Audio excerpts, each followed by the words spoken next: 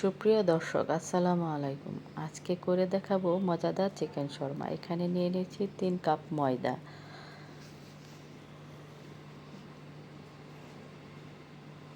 দিয়ে দিলাম east 1.5 table চামচ,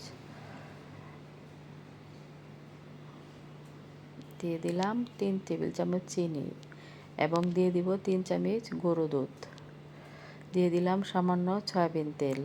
এখন ভালোভাবে মাখিয়ে নিব। দিয়ে দিলাম স্বাদ মতো লবণ, দিয়ে দিলাম হালকা গরম পানি। ভালোভাবে মাখিয়ে নেওয়া হয়ে গিয়েছে। এখন আমি রুটিগুলো বানিয়ে নেব, একটু মোটা করে বানিয়ে নেব। এখন আমি মাংসগুলোকে রেডি করব ভিতরের পুর দেওয়ার জন্য।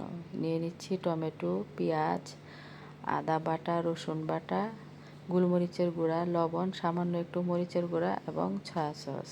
দিয়ে দিলাম জিরার গুঁড়া, সামান্য তেল, একটু লেবু রস দিয়ে দিলাম।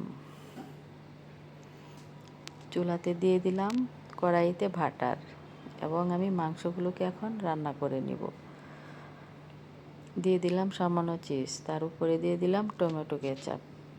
ভালো করে নেড়ে চেড়ে আবারও দিয়ে দিলাম চিজ।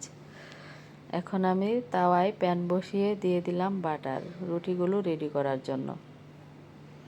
এই তো দেখতে পাচ্ছেন আমার রুটিগুলো হয়ে গিয়েছে। এখন আমি ভিতরের পুর ভরে নিব। দিয়ে দিচ্ছি মেয়োনেজ।